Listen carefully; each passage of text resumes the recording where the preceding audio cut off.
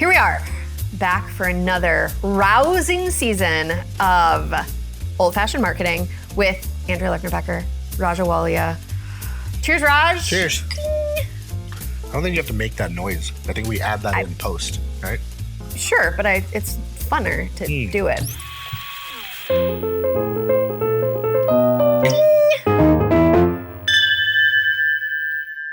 So what are we talking about today? And I already have an idea because I do not bring my paper anymore because I'm going green. You're going green and going AI. Yeah, pretty much. Well, our first episode is going to be about GEO, Generative Engine Optimization. It is the only thing that I do at this company. That's a new thing, right? Like that's yeah. We shouldn't really invest in it because it's so new. You think so? No. Yeah, it's a good plan until it's the worst plan ever. Okay, so we did just do research on GEO because I really wanted to understand how many B2B companies are actually investing in this. And if they are investing in it, is it working? Is it getting ROI for them? Where do they think of it in terms of the organizational structure? And furthermore, how are they measuring it? By pipeline, by just like visibility, by sentiment, like how are people measuring this? And so we collected all of that data with our friends over at Demand Metric. Shout out Canada on that. And I thought you were going to give a shout out to John, not like the whole country, but that's no, but John is Canadian, so shout out Canada. You're producing great research for us, Americans. From that one person. John, and yeah, well, John is the best Canadian that I've met in a long time. So in this research, we found a couple of things. Well, we found a lot of information out. But the most important things that are relevant to this very conversation are that 92% of B2B organizations are currently investing in generative engine optimization. I don't want to talk a lot about like whether we should call it generative engine optimization, GEO, or answer engine optimization, which is AEO, or AI optimization, which is AIO, or like, I don't care, well, to be honest. They haven't really locked down a term for it, right? Like pay per click was not pay per click, right? It was like paid ads and paid impressions or whatever the hell they called it until they eventually locked down an acronym that makes sense. Yeah. So we're still fighting over acronyms, or somebody is. I don't know who makes the final call on that, but we're going to call it GEO because I like that. And so 92% of organizations are currently investing in GEO. And here is the crazy part. So that means that 8%, only 8% of B2B companies are not at the time of this, which was Q1 2026. That's when we collected this data. 8% of organizations were not investing in GEO. And that 78% of those organizations reported measurable ROI. So for a discipline that is this early, which is, just to clarify, GEO is the practice of getting your brand mentioned in the way that you want in LLMs. So your ChatGPT, your Claude, your Perplexity, all of it, Gemini. even Google's AI overviews, right? Like making sure that you're getting cited up there above the fold. That is the work that this is talking about. And of the 92% of companies that are investing in this, over three quarters of them report measurable ROI, which is fucking crazy because the number of organizations now, almost 2 decades into marketing automation, probably can't report any measurable ROI on all of those investments. So like, this is not only a new discipline that people are investing in, but it is actually working. It is getting them better leads that close faster and more of them. So it's incredible. I still want to talk to the 8% of the people that said no. You know what I mean? Like, totally. like what B2B company are you that you're looking at this technology and you're looking at, like just looking at Will Smith eating spaghetti and you're like, you know what? It's not gotten any better. I don't really need this stuff. Yet there's like cat videos everywhere on and every social media. Like, who are you to say that like this is not like the upcoming technology? And we talk about adoption, and I'm not sure if it's a CEO level down. I don't know if it's an exec level down, but I think we talked about it before we started recording. Like, if your company is part of the 8% that doesn't consider this to be amazing and like the next thing and is not looking into it, it's time for you to get a new job. Because the way that the trajectory of this is going to happen, especially if you're in a B2B org, like it is just mind-boggling why you haven't even, like, to me, that number should be 99%, 0.9, because nothing is 100%, but 8%. I even looked at that stat when we generated the report and I was like, who the fuck are these 8% people? Well, okay, I will defend our 8%ers a little bit here. I will not. Because I will say that there is a whole group of, especially SEO consultants, that were very much poo-pooing the idea of investing in LLM search and the idea that you need to be worried about AI visibility, because their stat that they're using around that is that Google still refers the majority of traffic on the internet.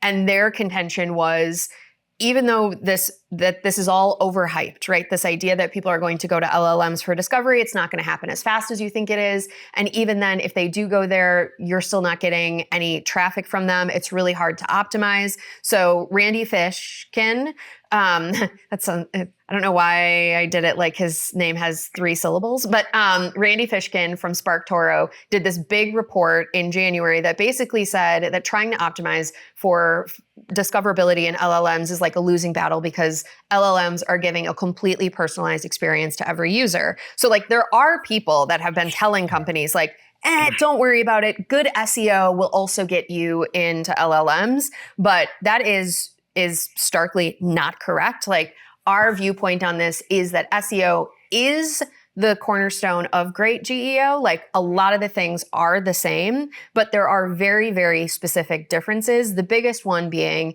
that classic SEO only optimized for your website, and GEO, way more than Google ever did, takes into account what your perception is on the entire internet. How you show up on YouTube, how you show up on Reddit, how you show up on LinkedIn. Like there's no longer a space for only optimizing the message that you're sending the internet via your website. You need to be focused on the rest of what I call rented land. So all of these sites that have incredible domain authority, you need to go get listed there.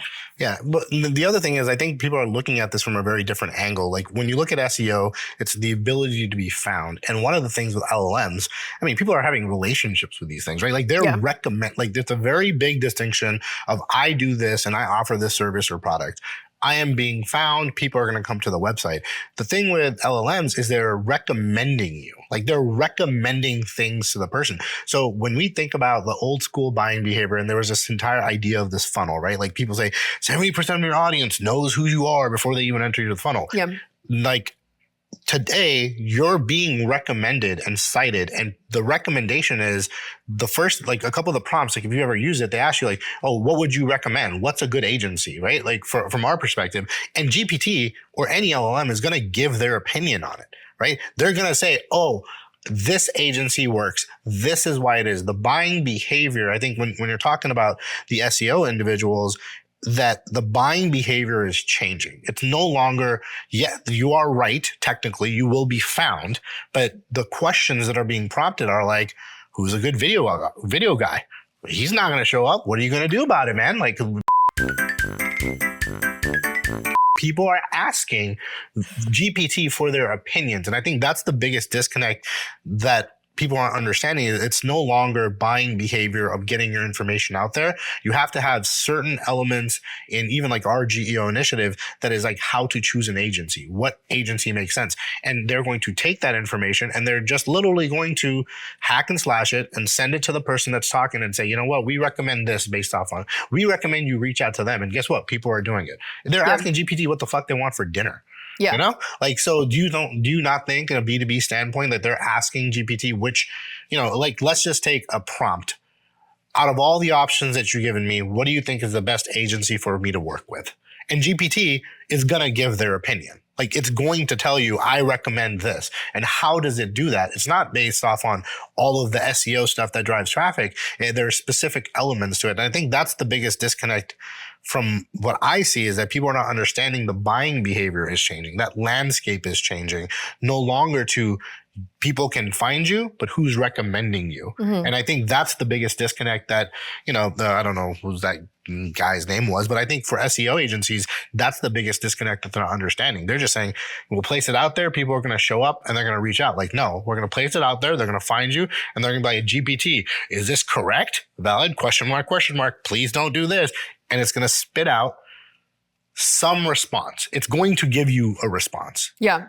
Well, and I think that it's important to understand the trajectory or timeline of these changes is, I think, more rapid than a lot of people expected it to be. Yeah. So in 2025, everyone saw their organic traffic dropping because Google implemented AI overviews.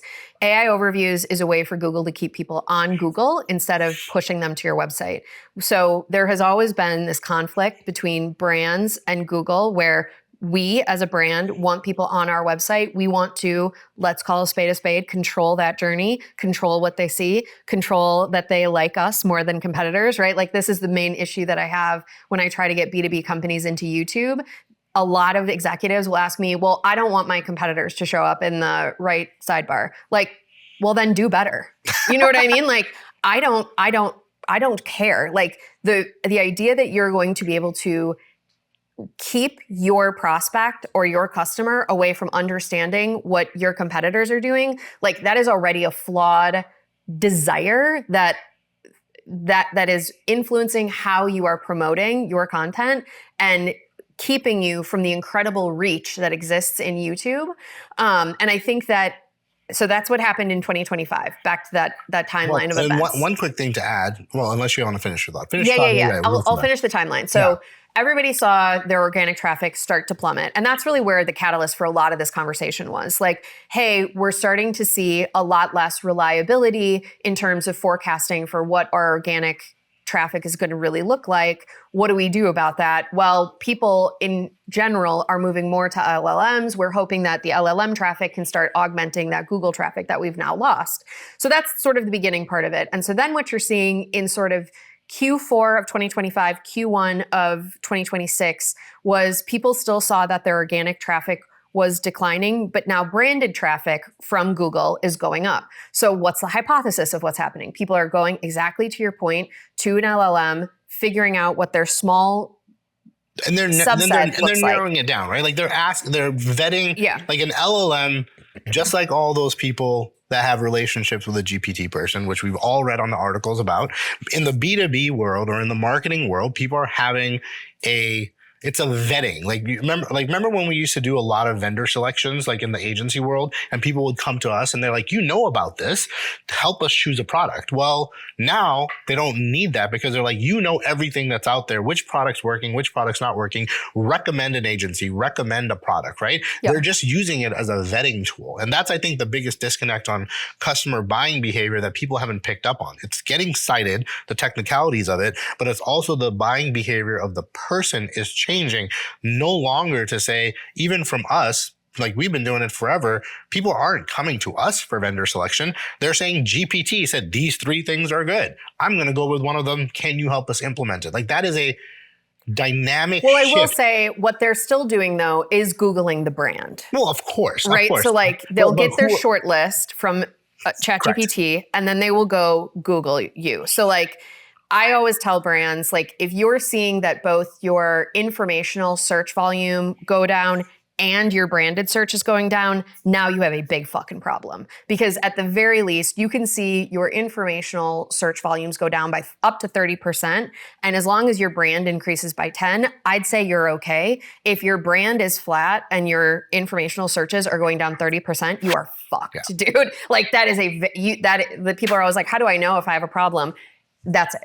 Those numbers, anything outside of those numbers, you are going to have a big problem. Because the other thing that's happening is one of your competitors or 2 of them or 3, like your competitors are replacing you 100% in exactly what you're talking about. And then the other thing is, so very recently, like we're recording this today's June 5th, right? 2026.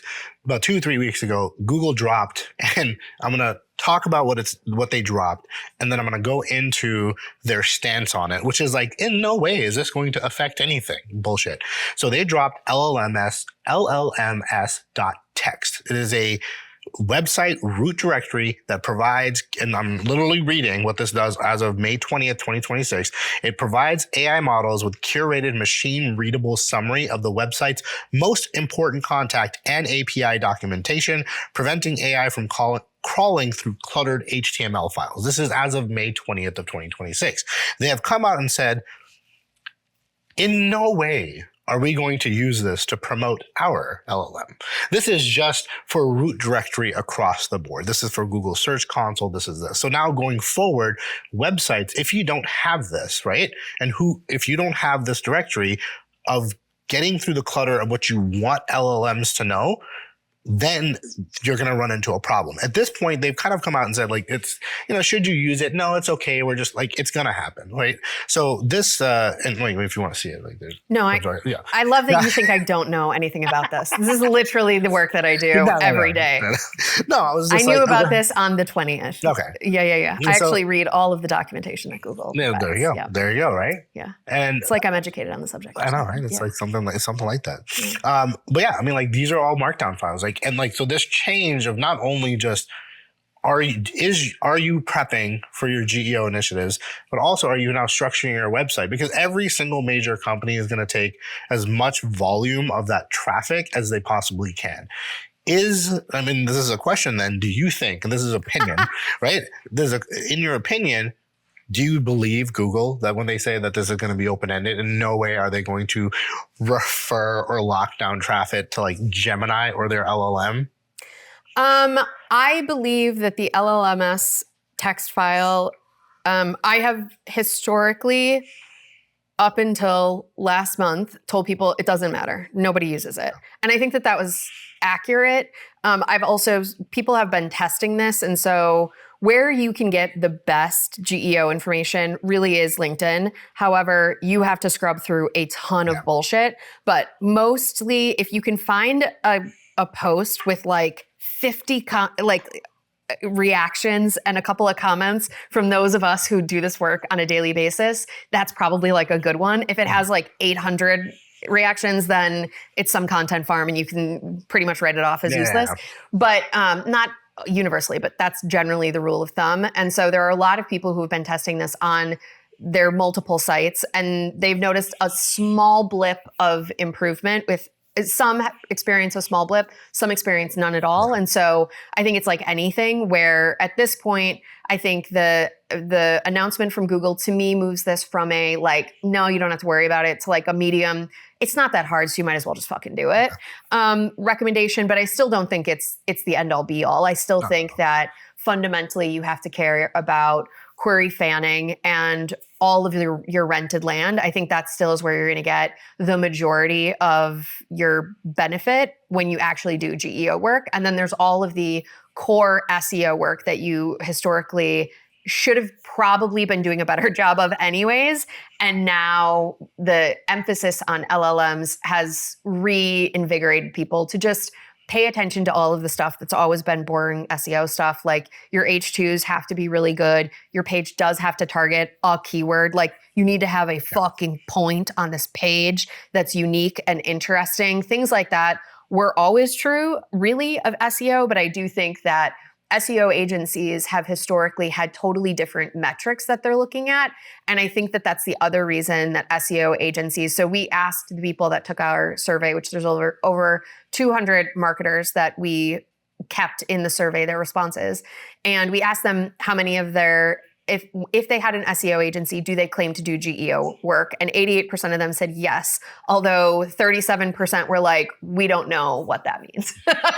So like, yes, most SEO agencies at this point are saying that they do GEO, but I still think that the problem with that is that they haven't changed any of the work that they actually do. They're still just saying like, except maybe now you need this LLMS text file, or the like robots file, or you need stuff like something that. like that. But I do think that the biggest problem that classic SEO agencies, and not all SEO agencies are like this, but a lot of SEO agencies have historically gauged positive results on a simple metric, which is organic Google placement. Are you on the first page of Google? And how high up on the first page of Google are you? And that is their main objective. LLM optimization is much trickier than that because it is much, it's much softer, especially around concepts like sentiment. Like LLMs are actually a very good place for you to track your sentiment in the marketplace. Is it positive? Is it negative? Where are your negative sentiment coming from? Most of the time it's Reddit and forums like that, Google reviews. And it's also very good for broad visibility, right? So like not necessarily that you got the click, and SEO folks are addicted to the click. They're addicted to the first page. They're addicted to those metrics, and LLMs make you push your entire concept of how you're going to measure discoverability into a whole new realm that's a lot squishier. Yeah. And it requires, frankly, like different technology investments, different tracking mechanisms, and really just a different perspective, which I think hampers SEO, classic SEO people from doing really good work, where I think agencies like content agencies would be far better positioned to pick up GEO services, or like us being a MarTech agency, like we're worried about the whole funnel. So like we want your LLM visibility to mean pipeline, and to track that through, and to track what is the difference between people who come into our website from LLMs, how do they convert, how much faster do they convert, so that we can continue to push for more investment in this, because it really is like substantially better results. Yeah, I mean, I think that's why companies are paying like $500,000 for like a dedicated resource, right? Dude, it's fucking crazy. Yeah, like, I mean, when we're talking about $500,000, we're like, this is not like a made up number. I think like the last thing that you posted was like Expedia was paying $450, $430 for $430 for someone dedicated to making sure everything that we're talking about is happening at the company level. And you're going to start slowly reaching this out. I know you did research on the job postings for like LLM experts, which I don't know how that job description looks. I don't know. Well, it looks different every time. Yeah, right? Is the great thing. And that's the other thing to it. But at the same time, if you look at any of those job postings, you're right. They do look different because people don't know what the fuck to hire for. They don't know like what's going to make someone understand this. However, what we do know is that they're paying people a lot of fucking money to figure it out. And when you're getting a $500,000 job, just understand you're going to be working about 5,000 hours a week. Like you're going to have to understand all of this very, very quickly. And it's not like so much okay, so let me ask you, since you've done more research on it, is it more they're hiring these people to literally just be like, I'm paying you a lot of money and you better just sit on the computer and experiment and figure it the fuck out? Because we don't know what that next generation of job postings, descriptions, outcome, responsibilities, no one knows what the fuck it is. So all these companies are just paying people a lot of money. And I think their crux is, I'm giving you a lot of money, figure this out, or I'm gonna fire someone else that wants to make a lot of money. Yeah. I would say that there's multiple tiers of the way that people are trying to hire for this job. So first of all, there's no consistency in job title. There's no consistency in reporting structure. There's no consistency really in salary band. The Expedia job reads like you are going to be the CEO of GEO. Like that's how it reads. Yeah. It's very much like they literally want people who have like CEOs of SaaS companies. It's like part of what they say in their description is that they are looking for entrepreneurial and also very, I mean, obviously, as you would expect. I might apply. I fit the description. Technically, no. So so this is so funny. I did a TikTok on this, and follow me on TikTok. It's GEO is not just SEO. At whatever. Okay. Anyways, but I did a TikTok on this. We'll put it up here. Just point like this real quick. Just point like this, and then we'll just there you go. We'll just add it. So, but I did a TikTok on this, and the number of comments that were like, "Girl, go take that job," and I was like, it didn't like not occur to me, but I have a good easy. I have an easy thing here with my buddy, and we get to drink. I don't think Expedia's CEO is going to drink with me on a Friday. They're definitely going to want you to work 100 hours a week. Like, let's just be 100%. Yeah. Yes. On a plane, wherever. And to be fair, too, there is a big component of that. I think 80,000 of that 430 is bonus and hitting goals and stuff like that. So it's not a base salary either. It's like potential earnings. But yeah, I mean, people are paying, and I think that this is a broader thing, which is not the topic of this. So I'm just going to say it, this one sentence and then leave it there. But I do think that the future of the org chart in general is that individual contributors are going to start making a lot of fucking money. Yeah. I think the idea of having that concept where like, I'm really good at my job, but in order to make more money, I have to manage other people and teach them how to be good at my job. I don't think that that's true. With AI, like you can just be really fucking good at GEO. And if you're really good, you probably never have to hire hire someone because you're using agents to help you do everything in this discipline. And so I do think that in general is what we're going to start seeing as more of AI is expected in a lot of these jobs, which I didn't say explicitly, but almost all of these jobs want you to be a top 1% in AI person. You have to understand how these LLMs work. And each one has little nuances and differentiators. And so depending on who your buyers are will determine which LLM they tend to use more. And therefore you need to optimize different kinds of things. If your users tend to be Claude users or they tend to be Copilot users, there are a lot of big differences Copilot there. users, that's a bold statement. Copilot users? What do you mean? I mean, I think like the Microsoft Copilot. Yeah. HR, accounting, really big companies. 100%. All right. Yes, because they aren't allowed to go have any of these other things on their work computer. And so they're defaulting to Copilot 100%. Well, so it's a roll-up salary, right? Like the salaries are, if you think about it from a traditional standpoint, you have your GEO experts that's getting paid $500,000 that's working with 5 or 6 agents autonomously that work 24 hours, 7 days a week. In the old school way, that's a director with 5 individuals. Yep. So all of those salaries for those 5 individuals now have rolled up to you, and you are fully expected to manage. And it's just you and your credits, baby. Yeah. That's right. I mean, that's the new world. Yeah, and the crazy part is like even like if you look at these job postings, like they don't have a 10-year time and title because there is no time and title. Absolutely, there is no tenure, and the reason they're saying like you want to have to be a mini CEO, and I don't know how they're gonna find those roles. I'm pretty sure people are throwing their name in the hat, but it's crazy though because I do follow these on a weekly basis, and there's between 10 to 20 in any given week that get added to LinkedIn. And by the time that I see most of them, they're already closed because they've gotten their maximum number of applicants. And it's like 100 applicants in a couple of days. So I do think if you want these kinds of jobs, you have to be on LinkedIn every day and applying for them. But also, as we all know, networking is going to be like a key component of this as well. But I do think that even though there's not a lot of consistency in what we're calling this thing or who it reports to or how much money it makes, although there's not a lot of consistency there is consistency in the intangibles of this. So I've done, of course, with my buddy Claude, a deep dive of like, what are the things that people are saying?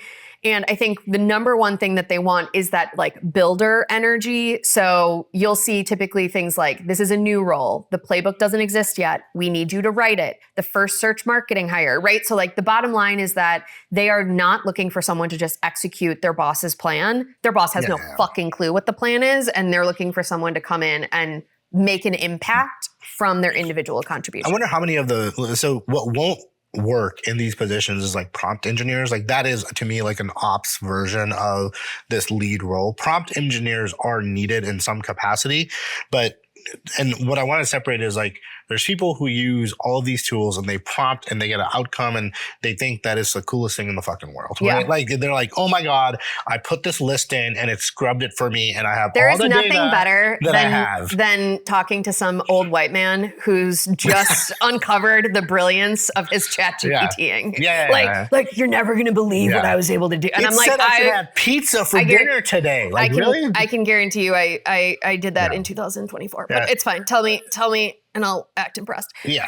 But that's the thing is like these job roles, as they're going to start panning out and as these are going to develop, obviously the salary bands we can't kind of forecast, but there is going to be a separation between, are you managing an agent? Meaning like, so let's take this Expedia role for a second. Is like you have this mini CEO at a company that is in charge of this initiative that no one knows about based off on everything. Like you write the playbook, you have to figure this out. You have agents.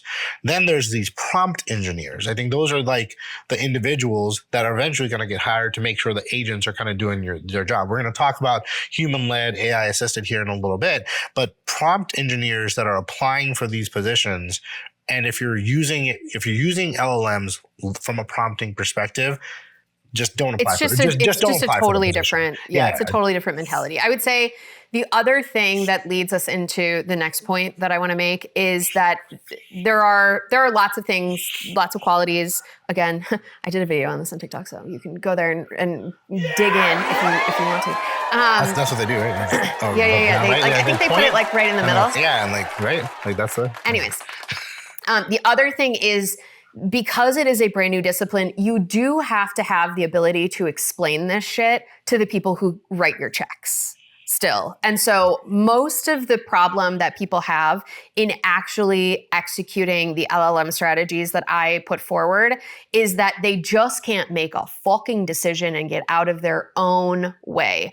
So that is a big component to someone who's going to be great in GEO, because most of these people are not going to like the person who's in charge of Expedia's GEO is not going to control product, right? You're going to have whole product pages that they're going to want to GEOify that are going to be owned by a completely different team with a completely different person who's also probably making $400,000 and says like, that doesn't meet all of the requirements that I have. They're not going to be writing every blog for Expedia. You know, like you're going to have to work with teams of people within the organization. And so it's going to be absolutely critical for people that have this job that they can explain things, especially up to people in the executive suite who are going to have to remove barriers from them, because speed to market with GEO is incredible how quickly you can get things placed in an LLM. Back in the day, if a brand like us, right? Like if we wanted to spin up an SEO department and start placing on the first page of Google, how long do you think that would have taken us to write the content to get placed on the first page of Google? 6 to 9 months. Absolutely. Do you know how long it took us to place in LLMs? Well, I know the data. So 2 weeks, maybe a week max. A week. Yeah. A week. Like we got our first LLM referral, like not even just citations, but literal like to the website referrals on GEO content that we published after 1 week. Five from Claude, 1 from GPT. A brand our size, right? Like we are a small company. The majority of human beings on this planet have never heard of, and we can do it in a week. Yeah. It's insane, but you have to go fast. Like speed to market and getting things actually live is the biggest thing. And like, here's the problem with a lot of executives is, and especially marketing executives, I love you guys, okay? But like I bet if you were to measure the number of times that marketing executives say the word AI slop, oh, it's slop, it's sloppy, I hate it. Like, we kind of need to get out of our own way, because at this point, there is a huge distinction between true AI slop, like has no opinion, whatever, and you're using AI to rapidly create things that are unique in the marketplace and have a perspective, a point of view, and you are automating a lot of the nitty gritty of how that all operates. And like the big thing, again, as I was kind of mentioning at the beginning, right? There are elements to classic SEO here where like you do need H2s, you do need meta descriptions of your blog. Like you do need all of those core things. And that's what you can use AI for. And again, it's kind of like the prompt engineers versus people who are building out agents and Claude skills and doing things in a completely different mindset. Like that's the difference here is like, nobody's saying just push slop because it doesn't work, but like there are a lot of middle grounds between do everything manually and slop. Well, we do have one leg up though, is because I do this work for a living. Yeah, no, that is one portion of it as well. But we're not stuck in like a repetitive cycle. Like here's one thing that I've never understood about marketers just in general is like these deployment cycles of staging to production to push live to test. We're talking about something in the market that hasn't been tested, and you know what the best way to figure out how it's gonna fucking work? Put it out there. Don't let your actual customer decide for you. Yes. Yeah, put it out there. Don't be stuck inside this, content loop cycle. And it sounds very crazy, mind you, like to think about like these whole staging to production environments to test to sign offs, and no, like put something out there that feasibly works, test that, and then make iterations to it and make changes to it. When companies are, and when you say like people can't make a fucking decision, it's that's why. Like someone wants a decision on how is this going to be effective. And the reality is we don't know because it's a new thing. Like when Marketo first came out or marketing automation first came out, they're like, well, how is it going to send an email? What the hell is an SPF and DKIM? What do we do with those? Send the fucking email, see what happens. You know what I mean? Like, and I think one of the benefits of being a smaller company, and this is where is like, where we don't get in our own way of doing things. Let's do it, figure out what worked, didn't work, and do it again. And I think that's the biggest blocker that I see that's happening is like, there has to be these test scenarios of how do you test in staging? You can't. There is no sandbox for this. You have to test it in live. And people are so apprehensive of it. They're like, no. We're going to have, Joe, Steve, Rachel, everyone go through, do this, do that. Get something approved with legal, throw it out there, see what worked, didn't work, and go from there. People are going to have to get very comfortable with that process because there is no staging environment anymore. Everything's fucking live. Well, and I think like the objective of executives was always supposed to be to like remove blockers. But I think, again, this is moving to an individual contributor responsibility of how do I look at this workflow and remove every blocker possible. So a good example of this for the work that we're doing is most of our clients use WordPress or Webflow. And I looked at that situation and I said, okay, and a lot of our clients have classic sort of, I would say, very basic things that need to be fixed. So they maybe have 100 blogs and they didn't use the H2. They decided that they didn't like the way that, and this is what happens a lot of times, is like marketers make a decision like this and they don't understand the impact on the technical side. So they will say like, oh, I don't like the look of the H2, right? Like it looks ugly. I don't like the style sheet. They don't say that I don't like the style sheet, but like that's what they're saying by making it an H3 instead of an H2. And they'll just make it an H3. And I'm like, you just destroyed all of your discoverability on both Google and now LLMs. Like you've exponentially decreased your findability for something that you didn't even need to do. Like you're doing too much and not enough all at the same time. But so we have clients that have hundreds of these blogs that need to be updated. And it's painful to go into WordPress and do that. And the other reality is that sometimes these blogs aren't really written in that structured way where you have a section that you're asking a question, you're focusing on the answer to that in the rest of the paragraph. Like this is very simple writing 101, especially for blogs, but like a lot of people don't have it. And and when I was working on this for a couple of clients, I was like, we need a faster way to do this because I can't take 6 months to update 100 blogs. Like that, it's just stupid. And it's like, that's what it boiled down to. Yeah. And so I created this prototype using Lovable of like, let's see if we can, one, make all of the edits that we need to, write new content, do everything from our best practices library, like take the first 200 to 300 words and add trusted referrals, external referral sources that get us credibility, that bring in LLMs to understand us, trust us, blah, blah, blah, blah, blah. Let's see if we can do that. We can update the H2s. We can create the FAQ schema. We can do all of these things. Let's see if we can create an app that then just pushes all of that stuff right into WordPress without having to update anything manually. And I created the prototype and it was held together by duct tape and toothpicks. And then Raja rebuilt it for us. And so now we have this added benefit for our GEO work where it's not just like, yes, there's strategy, there's all of the updates to the way that LLMs are adjusting your discoverability. That's great. We're doing that work, but also we're going to make it super easy to execute on any of this stuff and create tooling. And that's the difference too. Like, I'm not going to give you prompts to use to go into Claude and update this. No, like go into our app. You just pull it directly from your website. We'll spin up an update and push it right back. And you can be done in an hour?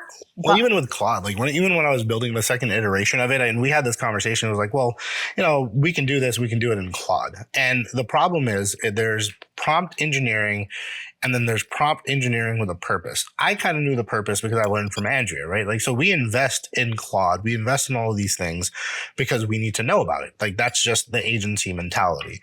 But when you go to Claude, even what we call the product Leo, by the way, the whole line thing. So Leo, our GEO buddy. Yeah, your GEO buddy. That's what it is. We created it for our clients.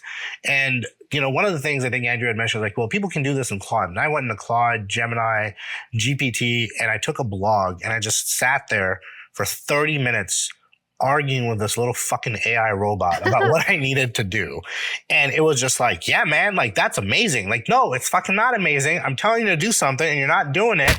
And eventually I got to it. And that's with some understanding of like what we're looking for. Like when Andrea just mentioned, and she said it very quickly. So if you missed it, like there's H1, H2, there's schema. If you don't know what a schema is, on how it pulls and what the LLM is reading and all those technical components, it wasn't able to do it. And at the very end of the 30 minutes of me like bashing my head into this thing, it gave me a Word document. That's cool. But then I had to tell it to give me an HTML document. Then it gave me an HTML document, but it didn't have the schema. So I was like, okay, you little shithead, compile everything we've talked about, put it in one fucking little goddamn thing, put a bow in it and give it to me. And eventually it got it right. So once again, like the speed portion of this is really where people are kind of missing it, because you need to get it out, you need to get it updated, and then you need to be able to iterate on it. And if you never get it out, and it takes 1 week to cite something, in the sense, you're never going to fucking iterate on it. And like, I just think marketers that have made their money nitpicking word choice, and you gotta have a bias for action now going forward. Like, it is just going to kill you in the marketplace. And so I think that the great thing about this tip is that it's totally fucking free. Just make decisions faster. Literally. Like, just stop doing things by committee. You need to put someone in charge who is not an idiot, not an imbecile, but like, if somebody is slightly competent and you trust them not to totally destroy your brand, like, give them a highway to publishing, because you need to get things into market. And again, the results, and a lot of people they're actually like kind of ironically trained with, if they've ever worked with an SEO agency, to not expect results very fast, because SEO wasn't very fast. And so a lot of people see GEO as a long-term strategy. And the reason that we brought up our own GEO results for GEO terms was not to brag. Well, a little bit, maybe a little. I mean, listen, it was cool. But also to say, like, this actually can turn around really quickly if you have a good plan and you just execute it fast. So so since you've been doing research on this, like, how do you get someone from a practitioner standpoint to convince? Like, obviously everyone's investing in it. There's a form of investment, but how do you now convince people saying SEO is good? Yes, it's the baseline, but if we don't put either a faster pedal, if we, like, all of the stuff that we're talking about, some of the people are going to be like, what do you mean there's no approval? So did the legal know what the brand's going to be? How are we going to put it out there? All of this stuff sounds good, but how do we do it? Like, how do we make people understand the urgency behind this? Because we've already explained that if you don't get on this, you're already, like, if you are not on this, you're already behind. If you don't get on this, you're going to be even more behind. Yeah. And then eventually there's going to be a flood of all of these citations, and you're going to work harder. You're going to have to produce more content. And you're going to have to get on board. So I think the biggest question from an agency standpoint, we always get asked about, like, products, resources. Like, how do you now get people on board and understand, like, this is urgent? Yeah, I think two things. One is that's part of the reason that we created this research to begin with, so that you would have empirical evidence to say, we are in the 8% that's not investing. That is really not good. And then we also do a free audit, which will show you, and I have seen that the free audit is incredibly eye-opening for a lot of brands to understand, where even sometimes they have a really small competitor and they're shocked at that small competitor's visibility in LLMs against really big brands that have much larger budgets.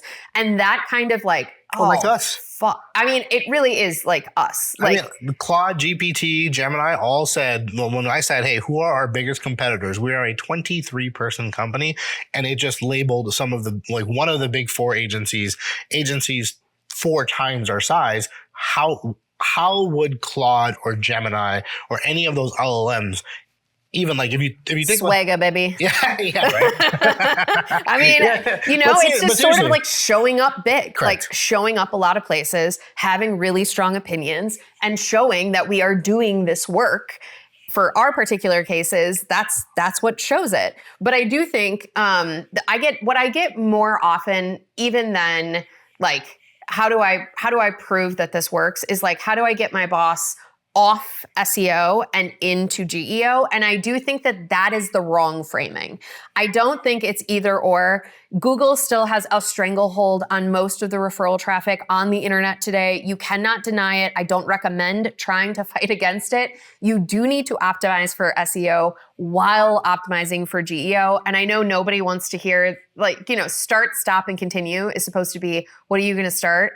What are you going to stop in replacement of the start? But I don't think GEO is that case. Like, you need to invest in GEO and SEO. And I think that if you take a GEO with a SEO foundation as your strategic approach, even if you took, like if you're spending 10K a month with an SEO agency and you spent that with a GEO agency instead, then what we would do is all of the same basic things that the SEO agency is doing, plus all of the GEO stuff. So I would take into account— And plus you get Leo.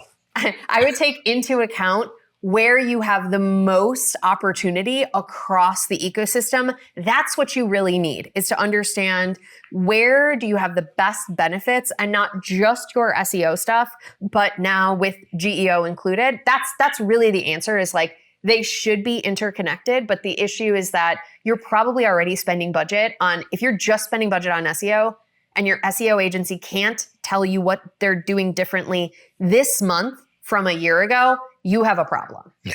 Because it should be different.